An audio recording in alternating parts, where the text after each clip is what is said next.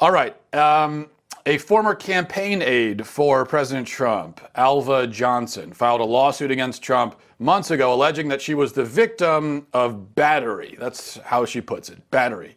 She says she was forcibly kissed by the president during the campaign. And this incident has apparently, supposedly, traumatized her and haunted her. And she can't stop thinking about it. In fact, we do have footage now of the alleged battery, so you can see it for yourself. Before we play that, though, I want to go back a few months to Alva Johnson's first media interview, which you could probably already guess was on MSNBC. And she described this traumatic event. I want to play this for you so you can see how she described it before she knew, presumably, this is before she knew that there was actual video of the thing itself happening. Before she knew that, here is her describing her the battery. Here it is. As he passed me, I looked at him and I said, "No, you go and do a good job. Go kick ass," because I've been away from my family for a long time. And so he stops, he grabs my hand, and he starts looking at me. And then as he's looking at me, he's holding my hand, he said, "I'm going to do a good job. I'm not going to let you down. I know you've been away from your family, and I appreciate what you're doing." And he's holding my hand, and then he starts coming towards me. And so he's still holding my hand, and then I just had like a lot of internal dialogue. I'm like, okay, is he gonna hug me? And then he keeps coming closer, and I'm like, okay, is he gonna hug me? I'm like, oh my God, I think he's going to kiss me. Because he was coming directly for my face. I mean, this is with the bill of a baseball cap.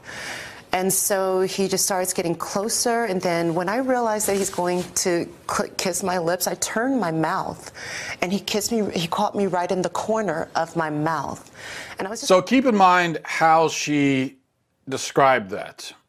She was grabbed by the hand. He stared at her, tried to kiss her on the lips. She turned desperately away, trying to evade his mouth as it came toward her. And then the kiss landed on the corner of her mouth, she says. That's how she described it. Here she is in the same interview, tearing up and getting very emotional as she continues to recount the trauma she suffered. So the Access Hollywood tape comes out. Right. Two things happen. The president says, I just start kissing women if I'm attracted to them. Mm-hmm. You can do anything. You can grab them by wherever. And then a number of women make on-the-record accusations about similar unwanted sexual contact. What's going through your head when you hear that? So when I heard the audio, I mean, I was like screaming in my car. I'm like, oh my God, that's exactly what he did to me. Like, he literally described exactly what he did to me, minus the grab, the pee. I see a woman, it's like a magnet. I can't even help it. I just go right in the kiss. I don't ask. And so for me, it solved the questions. You kind of second guess, and so it solved every question I had about the intention. It solved every question I had about the amount of inappropriateness that it was. And I never went back to work. All right, now here's the thing. Even if the incident unfolded exactly as she described, I think it would be quite a stretch to call it battery, even just based on what she says. Just if we were to take it at face value and say, well, that's exactly what happened. By that description, it sounds like it could be just an awkward greeting. It doesn't really sound like battery to me. But the real problem is that her description does not match up at all with what actually happened. Just released yesterday, here is a video confirmed by Trump's lawyers and Alva Johnson's lawyers. They both confirm this is a real video, and it appears to capture the incident in question. Watch this. And I've left my family for 8 months for you. Oh, thank you. For 8 months for you. Thank you. We're going to get you into the White House. I'll sleep in February. Got you, Indiana. We'll get you through here. I'm not going to see you. So there you go. That was battery, she tells us. If you were in the room that day, now the thing is, when she made this claim, and other people who were, it was obviously a crowded RV they were in, a lot of other people around. The other people around had come out and said, "I was there. I never saw anything like this happen. What is she talking about?" Now you see why they had no memory, because it was a totally innocuous nothing event. It was a greeting between two people and nothing more. He never grabs her hand at all. The event unfolds over the course of about 3 seconds. He doesn't try to kiss her lips. He goes right for the cheek. She doesn't like turn away, trying to get away, trying to escape his grasp. In fact, she appears, it looks like she kind of gives him an air kiss on the side of his face, which for all we know is all he did with her. We don't actually know if his lips physically made contact with her cheek. Even if that did happen, who cares? This again is a normal interaction, normal greeting between two people. The kind of greeting that happens every day across the world, probably billions of times a day. Especially if you happen to travel to Europe. So, I mean, if this is sexual assault, then the entire continent of Europe must be immediately arrested. Because then, I mean, this is how people greet each other. In fact, not just Europe. I mean, you go down south of the border, you go into Central America, South America. Many places across the world, this is a very normal way to greet people. In our country, we tend to be a little bit more reserved when it comes to physical sorts of greetings, and I am too. Now, look, I'm not going to go kiss somebody on the cheek as a greeting. I don't even like to hug people if they aren't in my family. But that's just me. Those are my own hang-ups. It's just my own personal preference. I am hugged by people, if you want to say non-consensually, all the time. Like when I would prefer not to go. You know, I'm going for the handshake, they go for the hug. That's sort of awkward. That happens with me all the time. Am I being assaulted? Am I traumatized by it? No, it's just, that's it. It's just a normal human thing. Maybe it's a brief moment of being uncomfortable and that's all, and then you move on with your life and that's the end of it. So this is so transparently bogus, which is why I wanted to play those clips of Johnson talking about the, quote, battery before she knew that there was video of it. In fact, here is, I just want to play one more clip from the same MSNBC interview. Here she is describing her emotional state months after the kiss happened on the cheek. Here she is describing what she was like months after the incident. I immediately found a lawyer. And a couple of days after Access Hollywood, I spoke to a lawyer who found me to be very credible. They could see how distraught I was. I was down in Florida, a state I didn't live in. I was living in campaign housing that my boyfriend and I went in when my roommate went to work and got all of our things, made sure everything, you know, left the keys on the dining room table, and found alternate housing that we paid for. And so I found an attorney right afterwards, but he, for business reasons, he didn't move forward with my case. And so at that point, you know, James Comey has the breaking news. And so I'm down in Florida crying my eyes out, listening to Solange, you know. And breaking news is they're reopening the Hillary Clinton investigation. So I became terrified because it shifted the momentum. And I'm like, oh my God, he might actually win this. And so I'm thinking, like, what am I going to do? Like, sue the president? You know? I became scared.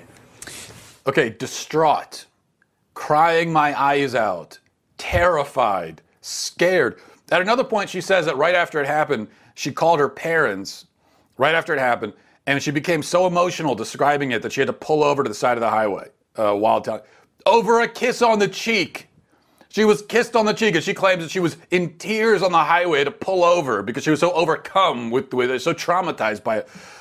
Is there any conceivable way that this woman is really that fragile? Is it even possible that there is any sincerity to what she's describing? Well, we know that it's not true, but as far as her description of her emotional state, I mean, is it possible that like 3 months after she was kissed on the cheek by somebody, she's in her house in tears, crying about it? No, I think that's just not even possible. This is a con, it's a fraud, it's a lie, apparently. And it's important for us to see how compelling and sincere she seemed when describing what turned out to be the most innocuous human interaction imaginable. And this feminist is why men are now wary about working with women or even interacting with women they don't know, especially alone. This is why. It's not just that the false accusation was made, the apparently false accusation, I should say. It's not just that the apparently false accusation was made, it's that she was so convincing about it. Appeared to be so genuine and sincere. And so for men, you see that and you think, I mean, this woman seems to be kind of like a ticking time. If you, who knows? I mean, if you are interacting with a woman you don't know, how do you know if she's just a normal person or if she's the next Alva Johnson, who's going to, next thing you know, be in tears describing an incident that never actually took place? There's a candidate for governor in, I think, Mississippi, Robert Foster, who's getting a lot of blowback right now because of a policy that he's enacted where he will not be alone with any woman who is not his wife, period. He won't let women cover him, if it means that they're riding alone together or they're alone together in any context, so female reporters, female staffers, it's not that he won't hire any females, but he's not going to ever be in a situation where he's alone with them. He's being called sexist for this, of course, and it's being framed as Foster not wanting to be around women because he doesn't trust himself. That's not it, you see. It's not that he doesn't trust himself, it's that he doesn't trust the other person necessarily. He doesn't trust that the other person will be honest about their interactions, and of course, because he doesn't know them. So how is he supposed to know? Alva Johnson, I'm sure, to Trump, just seemed like another ordinary staffer, perfectly normal person. He trusted her enough to just greet her in a normal way. He had no idea that she was going to turn around and try to turn this into sexual assault, basically. So you never know. That's the problem. And you can't be trusting. You can't assume. Especially as a political figure. And this is where we are now as a society. This is where Me Too has brought us. I mean, it's just not reasonable to claim that men shouldn't be worried about false accusations. We have apparently yet another example of one right here in real time that we can see for ourselves. And this is likely the second false accusation against Trump in the last month. The first one being probably the accusation from the kooky advice columnist whose story just made no sense whatsoever at all. Now, if you're saying that fears about false accusations are unreasonable, you must either be insisting that false accusations don't happen, which we know that's not the case, or you must be saying that false accusers aren't going to be believed anyway because we're all so good and society is so good at weeding them out so you don't have to worry about it. But we know that's not the case either. In fact, we know that according to the left, according to a lot of people, women have to be believed automatically regardless, unless they're accusing Bill Clinton, in which case we can ignore them. But otherwise, women have to be believed. That's what we're told. So that is you see how that can be a frightening thing for men. Women have to be believed. We know there are women out there willing to make stuff up. And we also know that there are women out there who are willing to make stuff up and can do it in a way that seems very sincere. As men, now that doesn't mean that there are millions of women like that. It certainly doesn't mean that most women are like that, but the point is you don't know. And here's the other thing. According to feminists, there are tons of men out there who are infected by toxic masculinity and who are either rapists or potential rapists. I mean, they still claim that, 1 in every 4 women on a college campus are raped? That's what they tell us. That is the totally made up and false statistic. 25% of all women on a college campus are raped, according to feminists. Now, that figure, again, is just completely false and made up and obviously crazy. Now, if that was actually true, you would be insane to send your daughter to a college campus. There's a 25% chance she'll be raped and you're sending her there? I mean, you'd have to be a horrible person to do that.